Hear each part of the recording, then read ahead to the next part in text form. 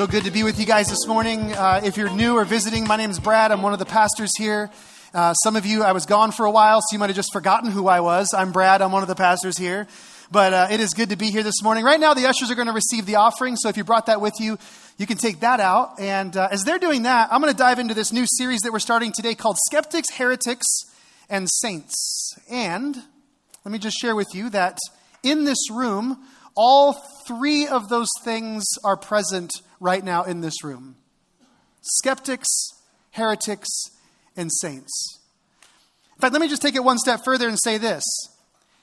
All three of those things are standing in front of you on this stage right now.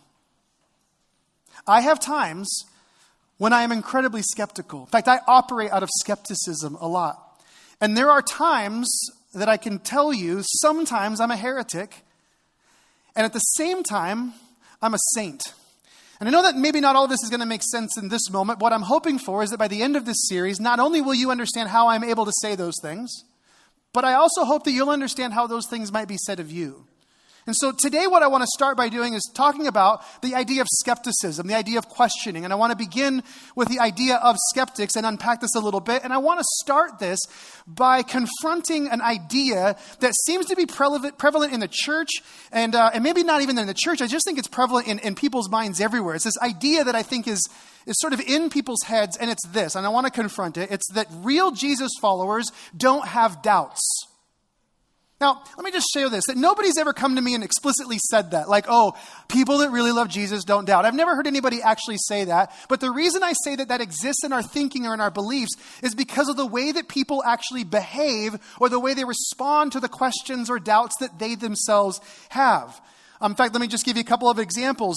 There are some people who are exploring faith. And by the way, we always talk about the fact that here at Summit, we're all at different spectrums of faith. We're all at different places in this journey. But there are some people who are pursuing a relationship with Jesus. They're not really sure yet. They haven't said yes to him. And as they move towards Jesus, eventually they'll come to a place where they'll have certain questions. And those questions will become so significant in their minds that they begin to think, well, I can't really be a Jesus follower if I still have these unanswered questions. And so they stall out in their pursuit of Jesus. They just sort of go, well, I can't resolve these things, so I can't be a person of faith. And so I see it in that sense. I also see it within people who have already made the decision to follow Jesus. For years, I've had conversations with people who will come to me and sort of in the kind of the quiet conversation, because there's a little bit of shame and guilt, they'll come and say, I'm really struggling in my faith, and I'll say why, and then they'll say, well, I've just been questioning some things. I've been doubting some things. And it's as if there's this understanding that because I'm doubting, because I'm questioning, there must be something wrong fundamentally with my faith, with what I believe, or my ability to even believe as a human being. And so I want to address this up front, and I want to give you the real truth and set the record straight, and it's this. Real Jesus followers do have doubts. Okay? Let me just sit that there for just a moment. Real Jesus followers have doubts. Questions are actually a very natural part of being a human being. I don't know if any of you have spent time with a 3-year-old in the last few years. Nobody teaches them to ask questions, right? They just pop out. Once they start talking, they start asking questions, right? Nobody teaches them that. And our faith is never inviting us to check our humanity at the door. Our faith invites us to have our humanity transformed, but we still continue to be human beings. And human beings, fundamentally, we ask questions. We actually will have times of doubt. And so I say that to say that doubt is a very natural experience of being a human being. When thoughtful people approach the claims or the principles of Christianity, they're going to ask questions. It's a very natural thing for an intelligent thinking person to say, how do you really know God exists? That's not outside of the bounds. That's a fair question for thoughtful people to ask. For people to think questions like, why would God allow suffering and evil? That's a fair question to ask. Thoughtful people are going to ask questions like that. Why did Jesus have to die on the cross if God is so loving and forgiving? That's a thoughtful question. Any thinking person starts to draw those kinds of conclusions, right? Those are things we naturally think about. Did Jesus really rise from the dead? That's not something that happens every day. So you understand why someone might question that, right? That's a thoughtful question to ask, an intelligent question. And by the way, those questions aren't just reserved for people who are yet to decide to follow Jesus. Those are questions that people sometimes wrestle with in the church. And then we add some to the list, right? Like sometimes in the church, we look at somebody and we go, well, that person loves Jesus so much, and they're following God so intensely, and then something tragic happens to them, and there's that question of like, God, why would that happen to them, like of all people? Or we look at the church, this institution that God has put on the planet to do good and carry out his will, and then we see it corrupted and we see men use it for evil, and we go, God, what's up with that? Like, is your church, can we trust the church? Like, what is that even all about? There are other things that we wrestle with. How do we live alongside of our neighbors and do work with our coworkers when they don't believe the same things we believe? Like, how do we navigate this? And do we have to be judgmental? We ask these kinds of questions. And the point of all of this is just simply to say, questions are a part of being human. It is perfectly normal for us to ask questions no matter where we are on the spiritual spectrum. Like C.S. Lewis was one of my favorite authors, and he said this in the book Mere Christianity. He said, now that I'm a Christian, I do have moods in which the whole thing looks very improbable. But when I was an atheist, I had moods in which Christianity looked terribly probable. Right? So he's saying, listen, I've had this when I was an atheist, I doubted Christianity, but then I also believed Christianity at moments. And he's saying there's this toss-up between these two things, right? For so many of us, the opposite of faith is doubt. And if that's the case, then that means the purpose of faith would be to drive doubt out of our own lives. Like if you have real faith, then there wouldn't be any doubt in your life. And so what happens for many of us, we live in this paradigm, is that when skepticism comes in, when questions arise, it undermines our faith. We think, well, I can't be thinking these things. And so if we're seeking, we stall. If we're in relationship with Jesus, we sort of go underground with our questions. We put our questions aside and our faith gets cold. But are faith and doubt really opposites? Are they opposites? I mean, that would be like saying this. That would be like saying conviction and humility are opposites. Are conviction and humility opposites? Is it possible to hold on to your faith with conviction and live according to those convictions and simultaneously do that humbly admitting that your knowledge and your perspective might be limited? The answer is yes, by the way. You can have convinced arguments. You can know what you believe. You can live that with conviction. And at the same time, you can do that in a humble way that says, you know what, I don't know that I have a corner on truth. I don't know that I know everything. My perspective might be limited. You can have conviction and humility at the same time. And in that same way, faith and doubt can live in the same space. In fact, oftentimes I say this, that doubt and questions and skepticism is actually a sign that this like heartbeat of faith inside of you is actually beating, that it's actually moving, that your faith is actually alive, that you're wrestling with things and you're looking at life and you're asking questions. Let me give you an example of this. I can still remember, and although it's a long time ago, I still have a memory for some of these things. I remember when the first months of really beginning to be interested in the woman who would become my wife. We were going to 2 different universities. And during that time, there's always that little bit of uncertainty in a relationship. We're going to 2 different universities in the same city. And so that meant that I would not see her. Like I would see her one day, but I might not see her for a couple of other days. And when I wasn't seeing her, I knew that those scumbags at the Bible college that she was going to were seeing her, right? Might be a little bit of jealousy that rose up inside of me, but there would be this realization like, if I'm not with her, other guys can be. And so what I noticed about myself, I'm not typically a jealous person, but I remember during that season, there were moments when I would become very skeptical. I'd start to wonder, does she feel the same way about me that I feel about her?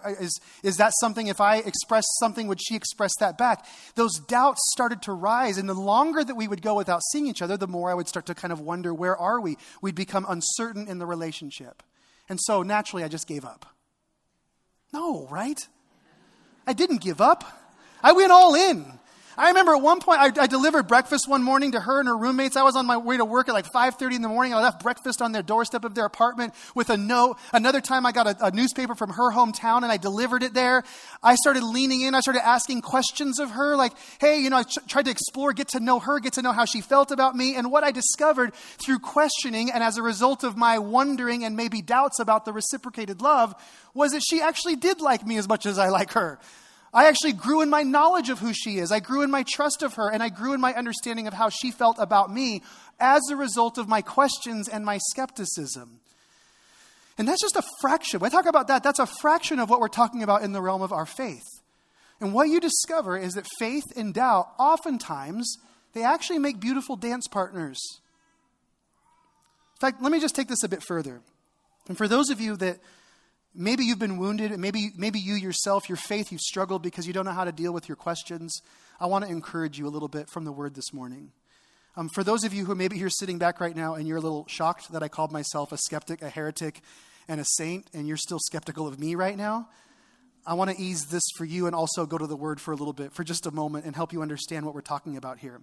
There's this story, and it's in the book of Genesis, and it's a story that is incredibly formative for the people of God. For the Hebrew people, this story actually defines how they ended up getting one of the names that they are referred to. And it's one you're familiar with that you'll see in just a moment.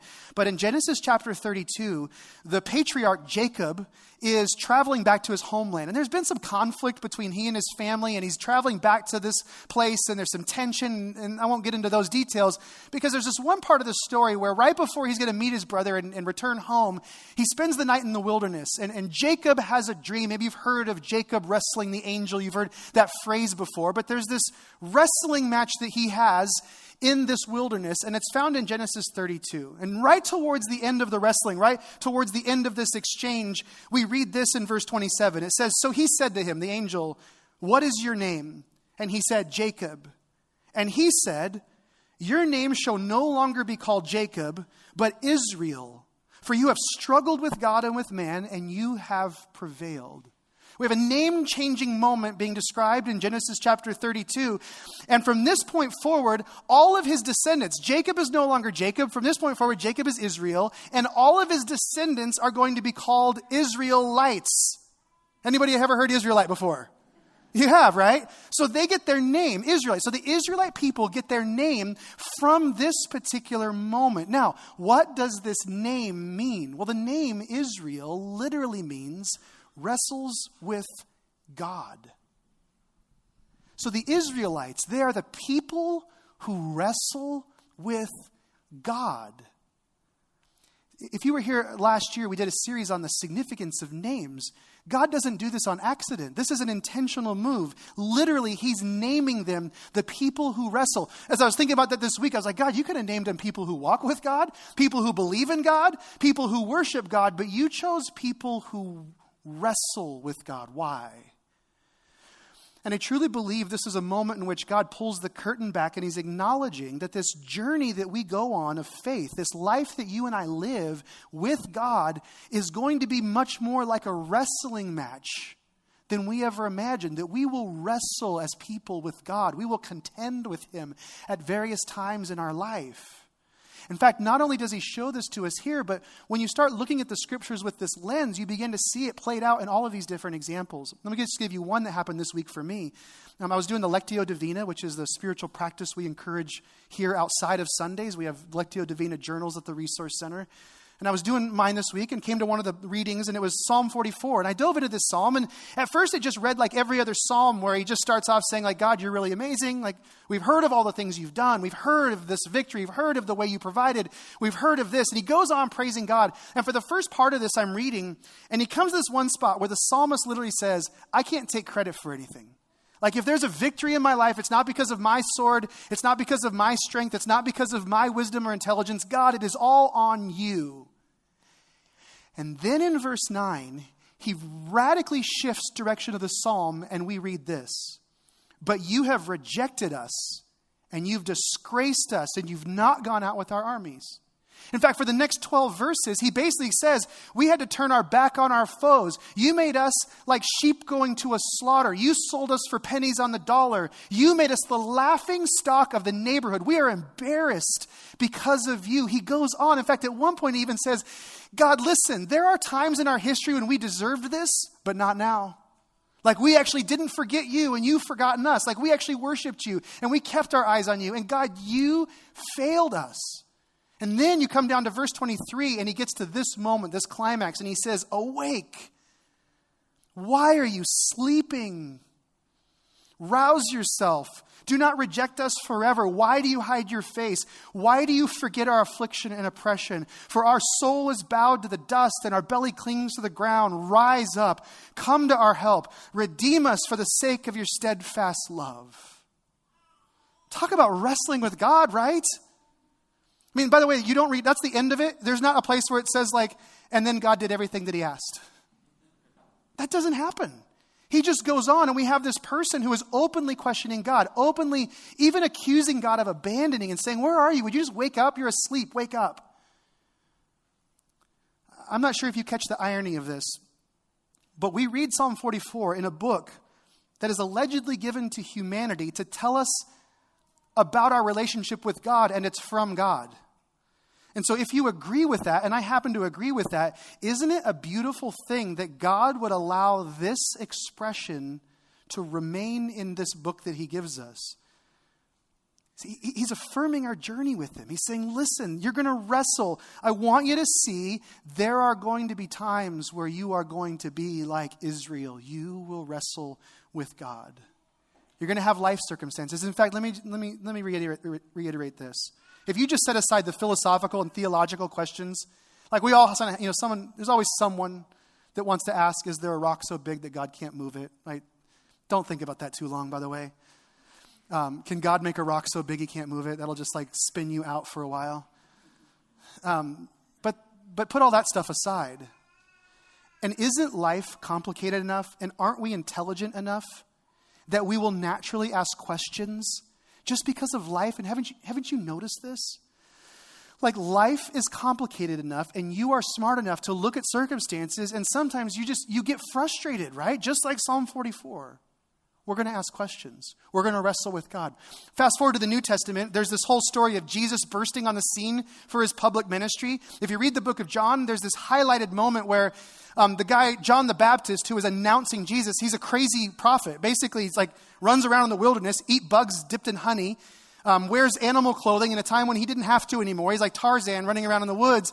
And he's proclaiming this message that like God's about to change the world through a deliverer, through this person that's going to come. And so in the lead up to this, John the Baptist, he's doing this in the wilderness, and droves of people in this entire region are going to hear him preach and hear his message and hear him saying that there's going to be a change is going to come, right? So he keeps doing this, and then there's this unbelievable day when after announcing that there's the one that's going to come and he's going to save us, Jesus walks onto the scene, and there's this epic, iconic moment in which he says, "Behold the Lamb of God who takes away the sins of the world." And it's this amazing moment. I mean, this is like the moment everyone's been waiting for. Basically, he's saying, guys, this is the one. I've been telling you about him. I've been proclaiming this. This is the one I've been telling you about. But then notice the extravagance of this statement, that he will take away the sins, the brokenness of this world. Like, that's a pretty heavy thing to get laid on you. That's not like, hey, he's a pretty good preacher. You might want to go to his church. No, he takes away the sins of the world. Like, this is an absolute bold statement about the person of Jesus. But then something really interesting happens down the road. Down the road, John the Baptist begins to question whether or not Jesus is the one. There's this mind-blowing moment, Luke chapter 7, where John the Baptist is skeptical of whether or not he was right. And so he sends a couple of his disciples. He's in prison in this moment. He sends a couple of his disciples to Jesus. And look at this interaction. It says, when the men had come to him, when these disciples of John the Baptist came, they said, "John the Baptist has sent us to you, saying, 'Are you the one who is to come, or shall we look for another?'"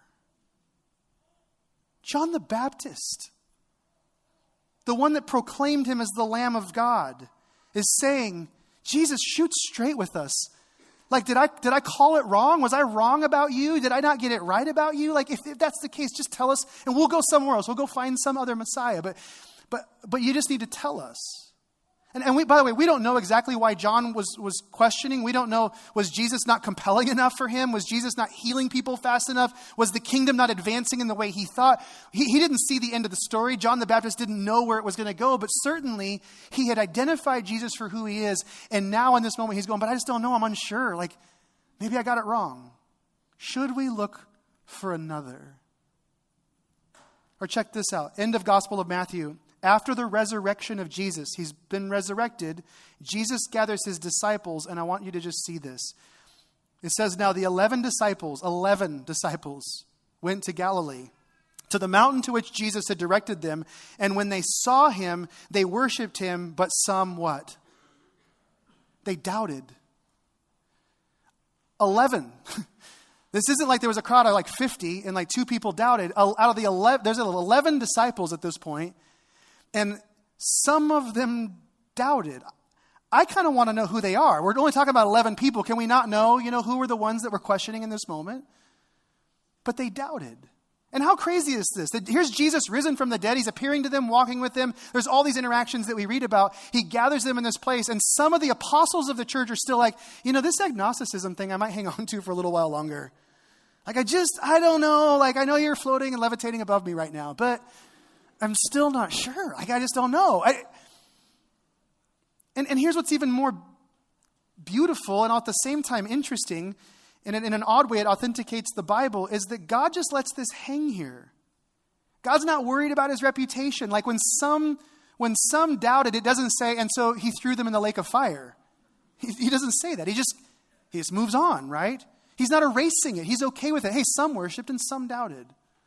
Which brings me to one more example. That if you're going to talk about doubting and skepticism, you have to talk about the guy who got the worst nickname in history, and that's Doubting Thomas. Talk about a bummer, right? You ask one question, like one time, the rest of your life, right? The rest of human history, right? Just can't shake the nickname. But by the way, you know that Jesus never called him Doubting Thomas? People who think that faith and doubt can't coexist in the same space, they're the ones that call him Doubting Thomas. Jesus just called him Thomas, and I think if he had a nickname, he probably would have ended by saying, "You're believing Thomas, not doubting Thomas." But Thomas's story is fascinating. In fact, I love it because he asks the same kind of rational questions that rational people ask in our culture, the exact same kind of thing. And what I also love about his story is where it falls in the entire story of the book of John. See, the Gospel of John is different than the other Gospels. It's a little distinct. In fact, we're going to do a fall series in John. I'll talk more about that.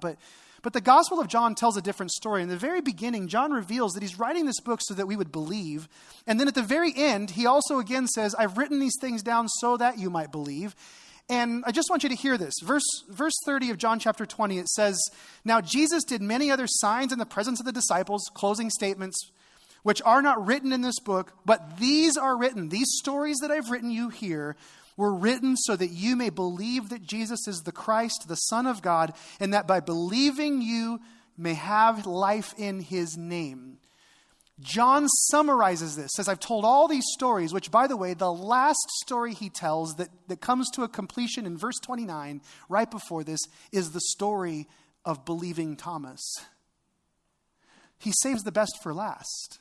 He's telling all these stories so that we might have faith. And then he gives us this one with this guy that's just wrestling in the same kind of way that we wrestle today. And it's so understandable why. Just to give you an idea of what happened in this situation, when Jesus appeared to the first disciples, Thomas wasn't there.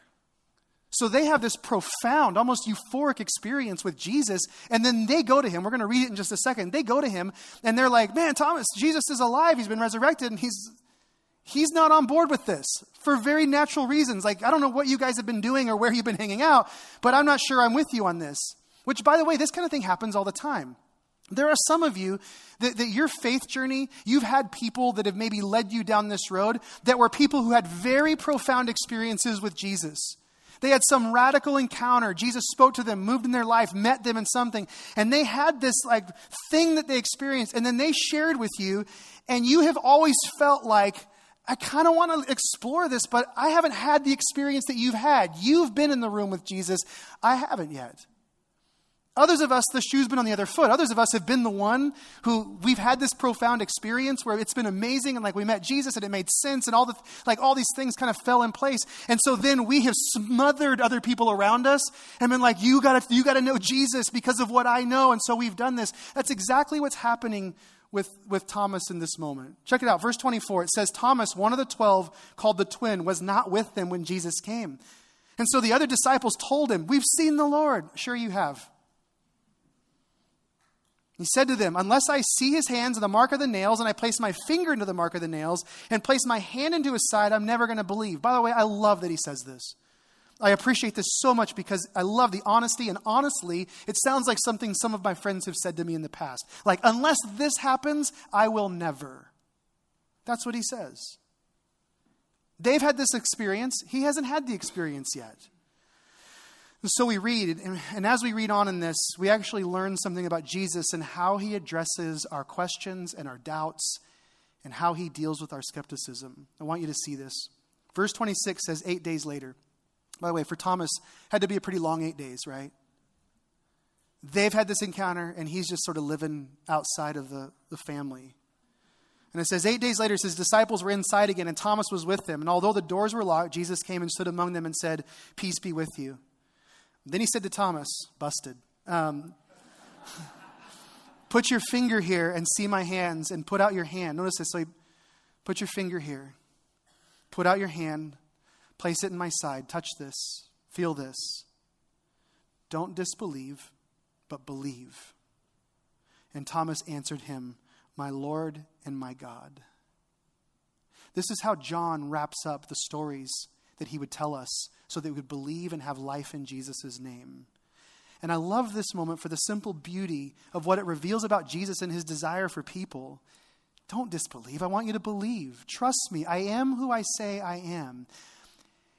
And we see how he handles this. And when you see how he handles this, what you see is that what he does with Thomas is actually what he does over and over again. Thomas had questions. Thomas had very real questions. But notice this. Jesus didn't give Thomas answers. Jesus gave him evidence. He gave him evidence. Feel, touch. In fact, go back to that story with John the Baptist and his disciples. So they say, should we go look for another one? The next verse, verse 21, it says, in that hour. So Jesus hears their question, are you the one? And Jesus, in that hour, he healed many people of diseases and plagues and evil spirits, and on many who were blind he bestowed sight. And he answered them. This is the answer he gives them. Go and tell John what you have seen and what you have heard. He gives them evidence, right? You want to know if I'm the one? He goes, okay. And he does his thing. And then he goes, now go tell them what you saw. He gives them evidence. He gives them evidence that the lame walk and the blind see and lepers are clean and deaf hear and the dead are raised and the poor have good news preached to them. He gives them evidence. And he just says, go and tell them what you have seen. See, Jesus doesn't give us answers. He gives us evidence. And there's a significant difference on so many levels from answers as we understand them and evidence. And I want you to hear this, that there is a difference between answers and evidence, and what Jesus offers us in our questioning, doubting, skeptical moments is evidence. Because answers, they're linear, right? Answers are very static. In fact, oftentimes we associate answers with an answer that somebody else has determined is right, and we're just trying to get it right from their perspective. It's the true or false. It's the A, B, C, or D. That's the answer. That's the way we think of answers. But evidence is given to us so that we ourselves can draw conclusions. And what Jesus gives us is evidence. And what you and I are really looking for, we're not looking for answers. We're not looking for somebody to say, hey, this is what you're supposed to believe and just say yes to this and fall in line and here's the box and stay in it. Here's what's right and you just need to do this and just accept it blindly. No, what we're looking for in our souls is evidence. We want to see it. We want to hear it. We want to examine it. We want to hold it. We want to say, okay, we've seen this and now what does this actually mean? And that's exactly what Jesus does time and time again. He gives us evidence. What do you think after seeing this? I'll be the first to admit that I wrestle with questions all the time. My mind rarely stops. And so I'm always questioning. And I'm questioning all sorts of things. I don't typically process those kinds of things up here. This isn't the place for it. But I just want you to know that as a human being, I question stuff. But I'm convinced of a couple of things, and I carry these two things with me that help me navigate my questions and my skepticism. And so I want to close by giving you these two principles, these two ideas that you might want to write down. But first of all, I'm committed to this. I'm committed to the idea, like we read here, that Jesus will meet me in the middle of my questions. So when I begin questioning, it is not me questioning for the sake of disproving whether or not Jesus can be trusted or he's real. I start asking questions and I'm just committed to the idea that somewhere in the middle of this, Jesus, you're going to meet me. It's what we see over and again in the scriptures. It's what we see in people's lives. I'm committed to saying, Jesus, I think you're still in here. I'm not questioning to say that you're not. I'm questioning because I have a real question, but I'm going to believe that on the other side of this, you're going to show me something, and that my faith and your faith is going to grow as a result of those questions being asked. And so I hold on to Jesus in the middle of it. No matter what I ask, I'm going to hold on to Jesus in this. And then secondly, I'm committed to this, and it's what I call being an equal opportunity skeptic. In other words, I am skeptical or doubting. When I'm skeptical and doubting, I'm also skeptical and doubting my skepticism and my doubts. So I'm skeptical of my own doubts. Does that make sense? Let me explain it. Here's why. And just track with me for just a second. Almost done. I have come to realize that in order for me to doubt one belief or one idea, that I have to then subsequently be holding on to another belief or idea and believe that that is more true than the other one, even for just a moment. So if I'm questioning, then I have to say, well, I'm choosing to believe something else in this moment more than this. Does that make sense so far? You with me? So to doubt one thing means that I'm operating out of a system, a paradigm, a belief that I think that I have determined is a little bit more authentic than the thing I'm questioning at the moment. And when I talk about being an equal opportunity skeptic, what I'm saying is that I sit back in that moment and I question that thing I think is more true for the moment. So if I have this understanding and I'm doubting, then I go back and I go, well, why do I believe the other thing?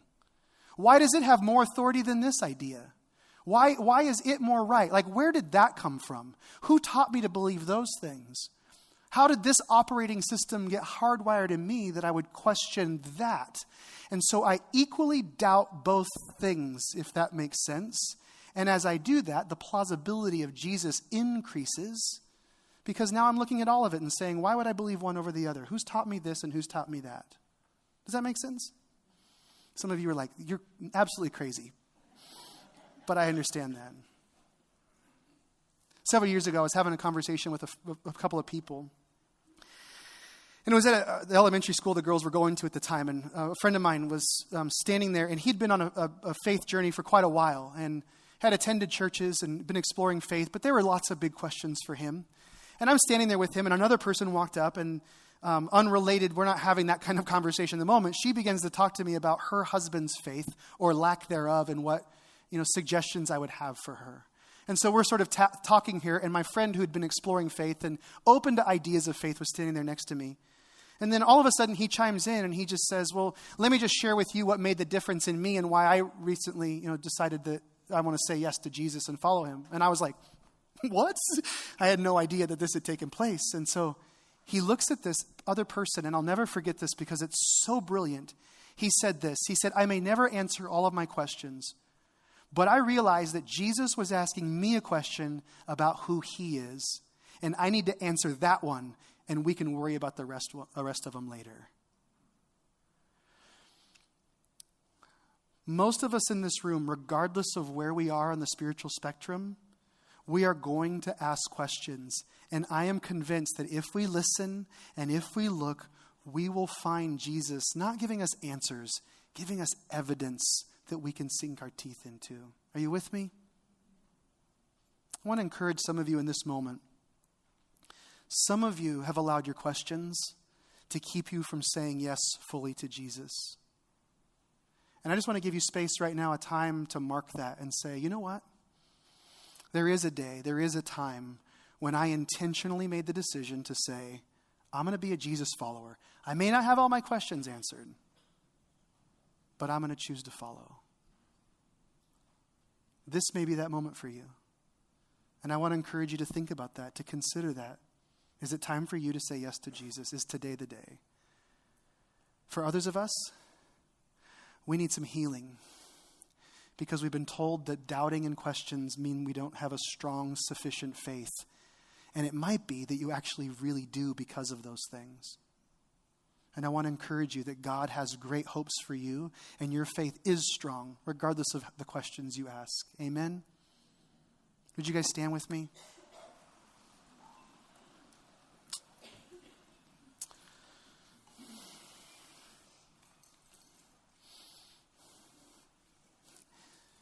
May you look for evidence, and may you find it in Jesus. And may you wrestle like the people of Israel with God all the days of your life. Amen? Couple quick things before you go. In 3 weeks or in 2 weeks on the 18th, we'll open up registration for the Alpha course, which every year we offer Alpha. It's a great, safe place to ask questions about faith. So if that's you or somebody you know, I just invite you to encourage them, or you yourself, I encourage you to sign up for that. That'll be open in a few weeks. And then next week, Pastor Grant and I are going to share the teaching. We're going to talk about why we're heretics. And that was a joke, by the way. Actually, kind of a joke, but kind of not. But we'll talk about that next week. This week, have an amazing week. We have baptisms next Sunday. It's going to be great. If you want to pray with somebody today, ask questions of somebody. There's a prayer team available down front. I encourage you to do that. We'll see you guys next Sunday. See you later.